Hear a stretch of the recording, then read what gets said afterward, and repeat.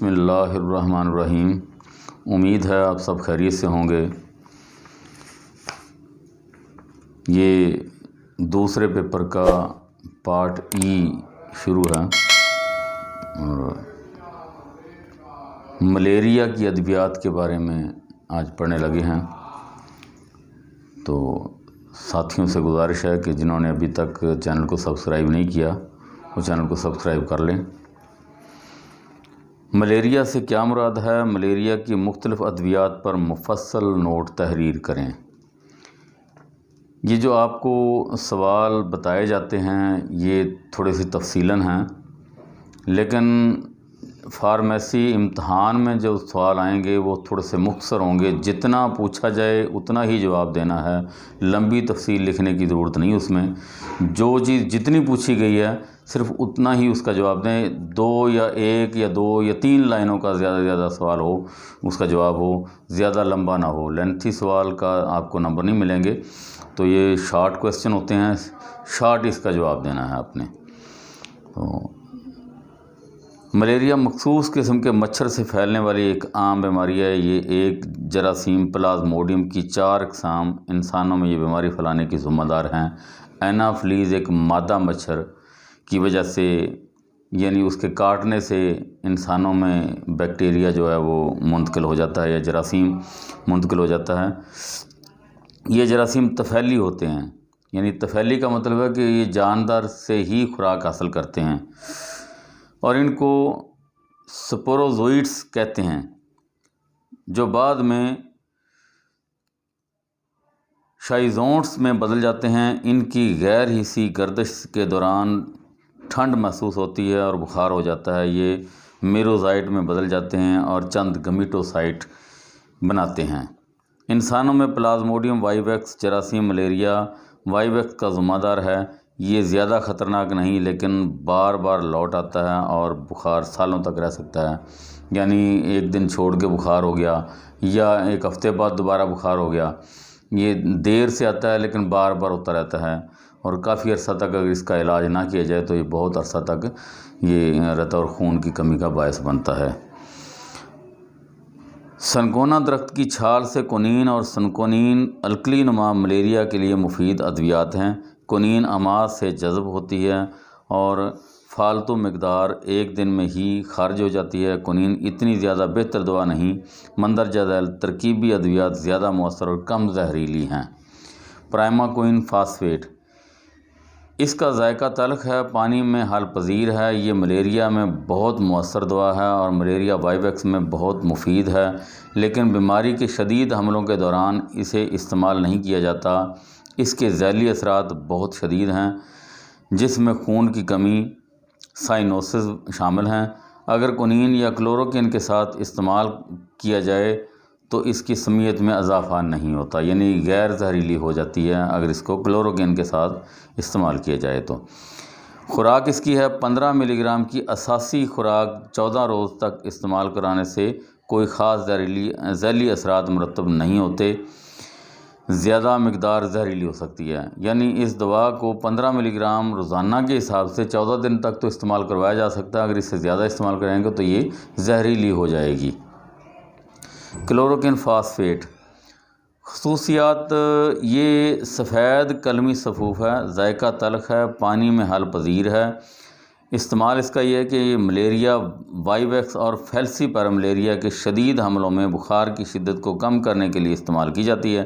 یہ دافع ملیریا ادویات میں سب سے زیادہ استعمال ہونے والی دوا ہے۔ امیبی جگر کے ورم میں مفید ہے، امعاء کے امیبی مرض میں مفید نہیں۔ منہ اور انجیکشن دونوں طریقوں سے دی جا سکتی ہے، یعنی اس کا انجیکشن بھی ہوتا ہے اور گولیاں بھی ہوتی ہیں اور سیرپ وغیرہ بھی اس کے بنائے جاتے ہیں۔ ملیریا روکنے کے لیے 500 ملی گرام کلوروکین فاسفیٹ ہفتہ میں ایک دفعہ، وائیویکس اور فیلسی پیراملیریا کے شدید حملے کے علاج میں 1 گرام کی ابتدائی خوراک کے بعد 500 ملی گرام ہر 6 گھنٹے بعد اور 500 ملی گرام دوسرے اور تیسرے دن استعمال کی جاتی ہے۔ امیبی جگر میں 250 ملی گرام دن میں 2 سے 3 مرتبہ 2 ہفتے تک کی جاتی ہے۔ تو یہ تھوڑا سا غور کر لیں کلوروکین فاسفیٹ کا علاج جو ہے وہ اس طرح ہوگا کہ 1 گرام یعنی 4 گولیاں ایٹ اے ٹائم ایک ہی دفعہ استعمال کروائی جا سکتی ہیں۔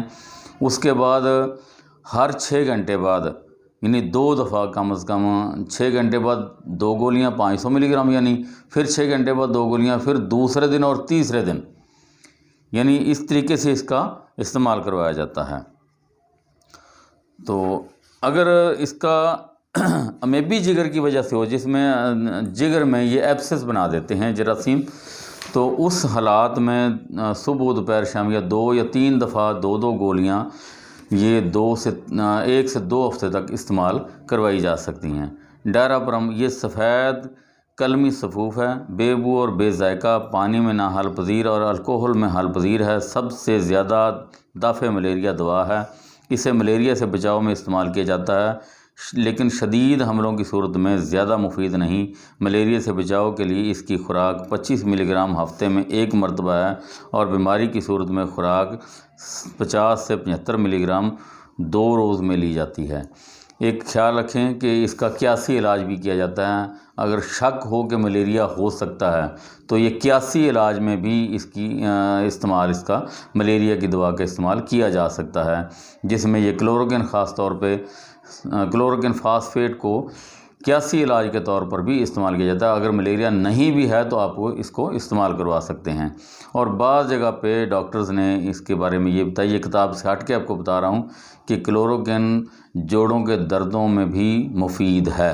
اگر آپ اسے استعمال لگاتار کروا دیں، تقریباً یہ 10 یا 14 دن تک استعمال کروا دیں، تو یہ جوڑوں کے دردوں میں بھی مفید ہے۔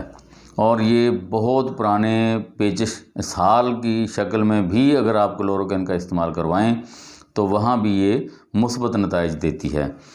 ملیریا کی دیگر اہم ادویات، یہ بڑی مؤثر دوا ہے، اموڈیا کوئن بیس، جسے باسوکین بھی کہتے ہیں، اس کا جنرک نام جو ہے وہ اموڈیا کوئن بیس 150 mg ہے۔ اس کی 4 گولیاں ایک ہی خوراک دی جاتی ہے۔ اس کے بعد آرٹی میتھر 40 mg اینڈ 60 mg، یعنی 20 120 میں ہوتی ہے، 40 240 میں ہوتی ہے، اور 80 480 میں ہوتی ہیں۔ ان کی مختلف طریقے سے خوراکیں بنائی گئی ہیں۔ تو ریزسٹنٹ ملیریا اور انفیکشن مکسڈ میں مفید ہوتی ہیں یہ دوا۔ خوراک 4 گولیاں صبح و شام 3 دن تک ہے۔ اس کے بعد سلفا ڈاکسین 500 mg اور پیرا میتھامین یعنی میلارسٹ یا فینسیڈار کا یہ فارمولہ ہے۔ تو یہ سنگل ڈوز 3 گولیاں 1 مرتبہ دی جاتی ہیں، صرف ایک ہی دفعہ، یعنی سلفا ڈاکسین یا پیرا میتھامین، فینسیڈار یا میلارسٹ، یہ 3 گولیوں کی ایک خوراک ہوتی ہے، ایک ہی دفعہ دی جاتی ہے، اور یہ بخار یعنی ملیریا کے علاج میں بہترین دوا ہے۔